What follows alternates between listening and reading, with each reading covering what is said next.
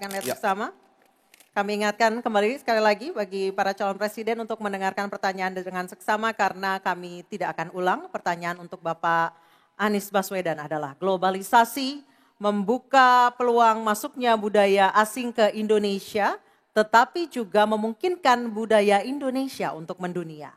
Pertanyaannya, bagaimana strategi paslon mempromosikan budaya populer Nusantara untuk mendukung pertumbuhan ekonomi nasional? Waktu Bapak menjawab 2 menit, Pak Anies, kami persilahkan. Ya. Negara harus mengalokasikan sumber daya yang cukup di bidang kebudayaan. Bukan dipandang sebagai biaya, tapi dipandang sebagai investasi. Dengan begitu, maka karya-karya kita, dari mulai kuliner, karya seni seperti film, itu menjadi tumbuh berkembang dan kemudian bisa dibawa ke level global. Dan kita berencana di dalam diplomasi ini melibatkan semua, diaspora dilibatkan, mahasiswa dilibatkan, mereka yang berada di luar diajak menjadi bagian dari diplomasi. Kemudian yang tidak kalah penting, kita ingin membangun rumah kebudayaan Indonesia di tiap-tiap region di seluruh dunia.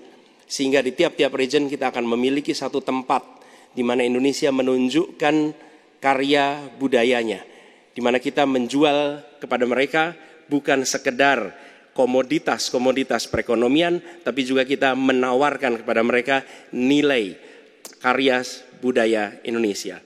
Kemudian kuliner, kita merencanakan untuk membantu mendorong tumbuhnya restoran-restoran, kafe-kafe Indonesia di berbagai kota besar di seluruh dunia. Sebagaimana sekarang di Jakarta kami menyaksikan banyak sekali restoran asing di sini. Kita harus memiliki rumah kuliner Indonesia di berbagai tempat. Dan itu siapa? Negara yang ada di belakangnya. Negara yang fasilitasi. Dengan begitu maka swasta yang terlibat akan bisa mengelola ini, tapi awalnya investasi dari negara.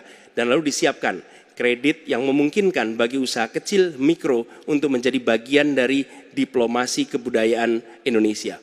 Kemudahan di dalam permodalan, kemudahan di dalam mengakses pasar internasional, itu semua dilakukan supaya seluruh jajaran bisa terlibat di dalam kampanye diplomasi kebudayaan Indonesia. Terima kasih.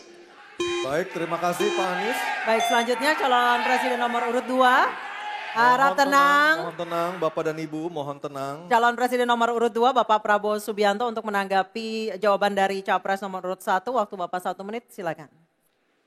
Saya kira yang disampaikan Pak Anies masuk akal ya, walaupun memang itu bersifat normatif ya. Memang kembali kalau dikatakan negara yang harus berperan, kuncinya adalah bahwa kita ini harus punya dana yang cukup. Kita harus punya tabungan yang cukup. Kita harus punya sovereign wealth fund yang cukup. Untuk itu kita harus punya laba yang cukup. Kita harus punya neraca perdagangan yang positif. Kita harus punya tabungan yang banyak. Dan untuk itu hanya bisa dilakukan dengan hilirisasi, dengan penghematan, dengan efisiensi, dengan penerimaan pajak yang baik dan yang efisien. Saya kira itu. Baik, terima kasih Pak Prabowo. Selanjutnya kita dengar, mohon tenang, kita dengar tanggapan ataupun jawaban dari calon presiden nomor urut 3 Bapak Ganjar Pranowo menanggapi jawaban capres nomor urut 1. Waktu Anda 1 menit Pak Ganjar, kami persilahkan. Teknologi digital sudah mendunia, kita semua menggunakan itu. Maka ada satu kata namanya viralisme. Maka ketika kemudian ada yang konvensional, kita mendorong agar para duta besar kita, diplomat kita untuk menjadi tenaga pemasar, mereka menjadi fasilitator, mereka juga kemudian mempromosikan yang ada di dalam negeri maupun menarik yang potensi di luar negeri ke dalam negeri dengan berbagai kerjasama dan fasilitasi dari negara, maka viralisme sebenarnya bagian yang bisa kita dorong dari tanah air sendiri. Kalau kita lihat Nicky, Rich Brian, Karina seorang intelektual yang hebat sekali yang menemukan antivirus AstraZeneca. Dia diaspora yang hebat, kita promosikan, kita viralkan.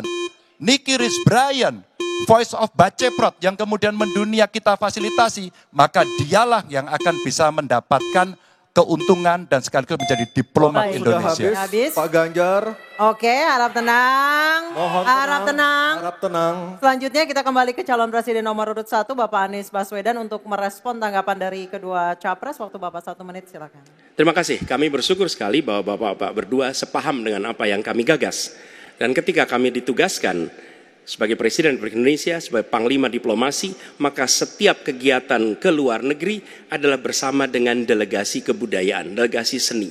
Dan datang ke pusat-pusat kegiatan kebudayaan, kesenian di negara-negara yang dikunjungi. Bukan hanya datang rapat lalu pulang, tapi datang di sana menemui aktivitas-aktivitas kesenian, kebudayaan, sehingga mereka pun menyadari bahwa Indonesia ini negeri yang kaya budayanya. Karena setiap presidennya datang, dia membawa delegasi kebudayaan. Ditunjukkan di sana, bukan datang rapat, ikut lalu pulang. Dan dengan cara seperti itu, maka dunia akan menyaksikan. Ingat, setiap presiden datang sebuah negara, seluruh media di negara itu memperhatikan. Itu kesempatan luar biasa untuk mempromosikan Indonesia. Dan itu yang kami kerjakan di samping yang sudah kami lakukan, kami katakan tadi. Terima kasih. Baik, terima kasih Pak Anies, Pak Ganjar, dan Pak Prabowo. Dan kami persilakan untuk para capres untuk kembali ke tempat duduk masing-masing. Dan kita akan jeda sejenak dan debat ketiga calon presiden pemilu tahun 2024 masih akan terus kembali. Kali ini bukan mau jawab pertanyaan dari panelis, tetapi Betul. pertanyaan dari antar calon presiden. Akan ada bertanya dan menjawab dari para calon presiden.